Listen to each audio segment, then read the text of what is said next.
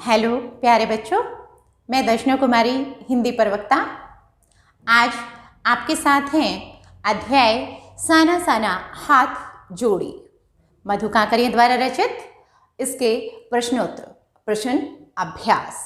आज हम देखेंगे इसके महत्वपूर्ण प्रश्न जो परीक्षा उपयोगी हैं, परीक्षा के लिए महत्वपूर्ण हैं। तो इस क्रम में आगे बढ़ते हुए पहला प्रश्न इसका बनता है कि गंतोक को मेहनतकश बादशाहों का शहर क्यों कहा जाता है। मेहनतकश, मेहनत से भरे पूरे। तो गंतोक पहाड़ी जीवन है गंतोक का, तो वहाँ के लोग हैं वो क्या हैं, मेहनत से भरे हुए हैं, परिपूर्ण हैं और मेहनत करने से नहीं घबराते हैं, मन की मर्जी करते हैं, लेकिन कठिनाइयों के बावजूद भी हंसना मुस्कुराना जीवन की मस्ती को नहीं भूलते हैं और इसी कारण गंतोक को मेहनतकश बादशाहों का शहर कहा जाता है।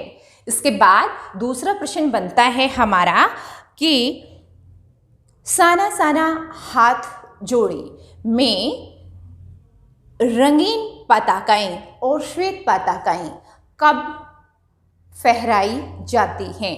रंगीन पताकाएं, पाठ का सार हमने किया था तो वहाँ हमने देखा था कि रंगीन पताकाएं खुशी का प्रतीक होती हैं और खुशी का प्रतीक होने के कारण कब फहराई जाती हैं, खुशी के अवसर पर किसी नए कार्य के आरंभ करने के दौरान रंगीन पताकाएं फहराई जाती हैं।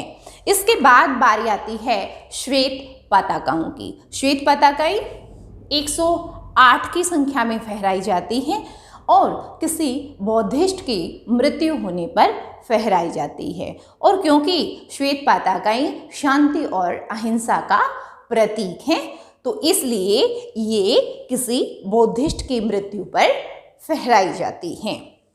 स्पष्ट हो गया? बिल्कुल सही। इसके पश्चात हम लेते हैं कि इस पाठ में धर्म घूमने वाला धर्म चक्र, उसके बारे में क्या स्पष्ट किया गया है। धर्मचक्र, जब लेखिका एक जगह जितेन नार्गे याद है आपको? बिल्कुल सही, कि उसका ड्राइवर कम गाइड था ये लेखिका का, तो उसने बताया कि धर्मचक्र के बारे में मान्यता है कि उसके घुमाने मात्र से व्यक्ति के सारे पाप धुल जाते हैं। और ये सुनकर लेखिका को एहसास होता है कि पूरा भारत ऐसी मान्यताओं से जुड़ा हुआ है और सभी, जैसे आपने अपने घर परिवार में अपने दादा चाचा से सुना होगा ना कि गंगा स्नान से सारे पाप धुल जाते हैं, तो उसी श्रेणी में ये आगे है। वहाँ के लोगों को भी मान्यता है कि उसका महत्व भी गंगा स्नान के जैसा है। स्पष्ट हो गया? बिल्कुल। इसके बाद है कि साना साना हाथ जोड़ी पाठ का मूल भाव क्या है। मूल भाव ये यात्रा वृत्तांत है और यात्रा वृत्तांत यानी सफ़र के दौरान लिखी गई घटनाएं। उसका उद्देश्य क्या होता है कि किसी स्थान की जानकारी प्रदान करना, वहाँ का रहन सहन कैसा है, लोगों का पहनावा क्या है, क्या वहाँ जीवन यापन के साधन हैं, इन चीज़ों पर प्रकाश डालना ही लेखिका का उद्देश्य रहा है। और क्या है, क्योंकि गंतोक से लेकर और युमथांग तक की 149 किलोमीटर लंबी यात्रा में लेखिका हिमालय की यात्रा और यात्रा के दौरान होने वाले प्राकृतिक सौंदर्य की पल पल परिवर्तित होने वाली सुंदरता को वर्णित करना नहीं भूलती है और इसके साथ साथ वहाँ के निवासियों की मेहनत, अभाव और गरीबी को रेखांकित करना भी लेखिका का उद्देश्य रहा है। और वो ये भी बताना नहीं भूलती कि हिमालय तक पहुँचने के लिए बनाए जाने वाले रास्तों के निर्माण में अनेक लोग अपनी जान गंवा चुके हैं। समझ में आ गया? हाँ बिल्कुल, यानी लेखिका ने सौंदर्य के साथ साथ लोगों की पीड़ा का भी अद्भुत मेल किया है इस अध्याय में। इसके पश्चात अगला प्रश्न लेते हैं। अब हम अगला प्रश्न है कि साना साना हाथ जोड़ी, जो पाठ का शीर्षक भी क्या है, वो शीर्षक भी है। इसमें लेखिका क्या भाव वर्णित करती है, यानी इसमें प्रार्थना के भाव क्या हैं। साना साना हाथ जोड़ी, गर्द हो प्रार्थना हामरो, जीवन तिम्रो कौशली।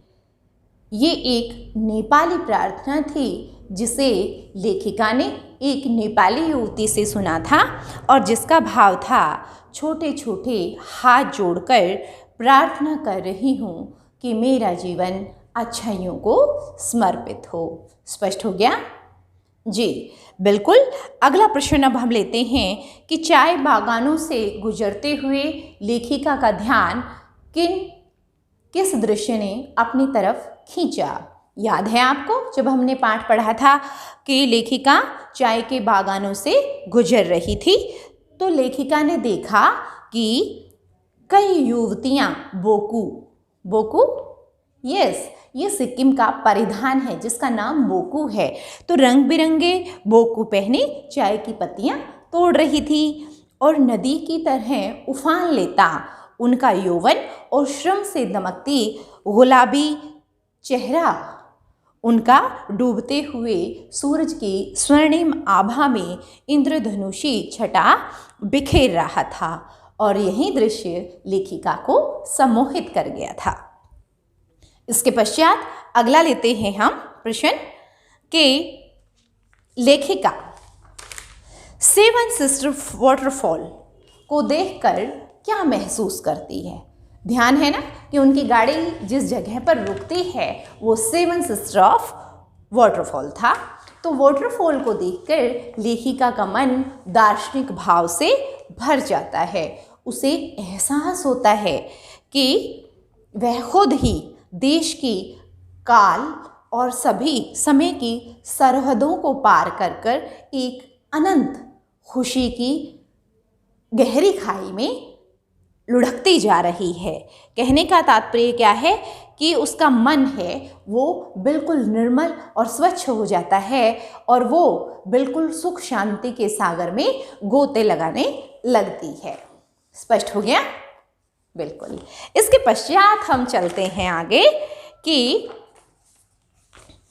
कटाव कहाँ स्थित है और कटाव को भारत का स्विट्जरलैंड क्यों कहा जाता है। बहुत ही महत्वपूर्ण और सुंदर प्रश्न भी है जो हमने किया है पहले कि कटाव को भारत का स्विट्जरलैंड क्यों कहा जाता है। कटाव लायुंग से 500 फीट की ऊंचाई पर स्थित है और अपनी बर्फीली घाटियों के लिए वहाँ के लोगों में बहुत प्रसिद्ध है और अभी तक ये सुर्खियों में नहीं आ पाया था क्योंकि उसे कोई महत्वपूर्ण स्थान का दर्जा नहीं मिला था। लेकिन जब उसे टूरिस्ट स्पॉट के रूप में दर्जा दिया गया तो वहाँ पर लोग आने जाने लगे और उसका सौंदर्य है वो निखर कर सबके सामने आ गया। और यही कारण है कि कटाव को उसके प्राकृतिक सौंदर्य के कारण भारत का स्विट्जरलैंड कहा जाता है। स्पष्ट हो गया है? उसकी प्राकृतिक सौंदर्य के कारण उसे भारत का स्विट्जरलैंड कहते हैं।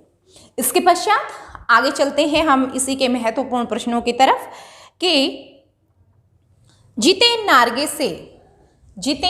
नारगे ने गुरु नानक से संबंधित कौन सा प्रसंग लेखिका को बताया था। तो ध्यान है आपको?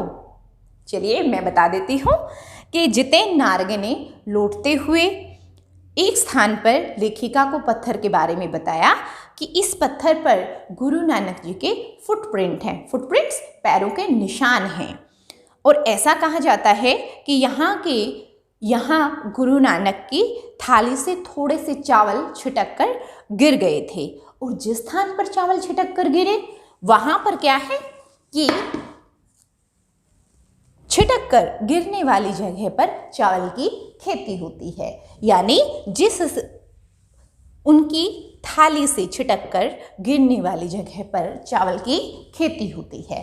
तो आप ध्यान रखेंगे कि चावल की खेती वहीं होती है जहाँ पर मान्यता के अनुसार गुरु नानक जी की थाली से चावल छिटक कर गिरे थे। स्पष्ट हो गया? बिल्कुल। इसके बाद हम लेते हैं अगला प्रश्न, जो महत्वपूर्ण भी है और इसके साथ साथ क्या है कि पाठ का मूल भाव, कि इस पाठ का मूल उद्देश्य क्या है। साना साना हाथ जोड़ी यात्रा वृतांत है। यात्रा वृतांत है, ये स्पष्ट कर चुके हैं हम। और मूल उद्देश्य क्या था वहाँ? हिमालय के सौंदर्य वर्णन के साथ साथ वहाँ के लोगों के दुख और पीड़ा का वर्णन करना भी इसका मुख्य उद्देश्य रहा है। सौंदर्य के साथ पीड़ा का अद्भुत मेल, तो ये भी मुख्य रहा इस पाठ का प्रश्न। और इसके साथ अगला प्रश्न है, तिस्ता नदी के किनारे बने गेस्ट हाउस में सैलानियों के नृत्य गान का वर्णन मधु काकरिया जी ने किस तरह से किया है। याद है आपको, जब वो लेखिका गेस्ट हाउस में रुकती है तो वहाँ पर क्या है कि गाइड जितेन नार्गे अपने संगी साथियों के साथ किसी गाने की धुन पर बड़ा ही सुंदर नृत्य पेश करता है और उसके साथ एक एक करके सभी सैलानी थे, यात्री थे, वो भी गोल घेरा बनाकर घूमने लगते थे।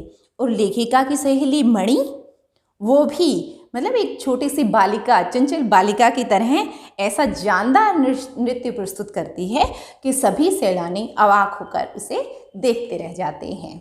तो प्यारे बच्चों, स्पष्ट हो गए? ये थे साना साना हाथ जोड़ी, अर्थात छोटे छोटे हाथों को जोड़कर हम प्रार्थना करते हैं कि प्रश्नोत्तर अभ्यास। विश्वास करती हूँ कि आपको ये प्रश्न अच्छी तरह से समझ में आए होंगे और आप अपनी परीक्षा के लिए इन्हें बेहतर तरीके से तैयार करेंगे। धन्यवाद।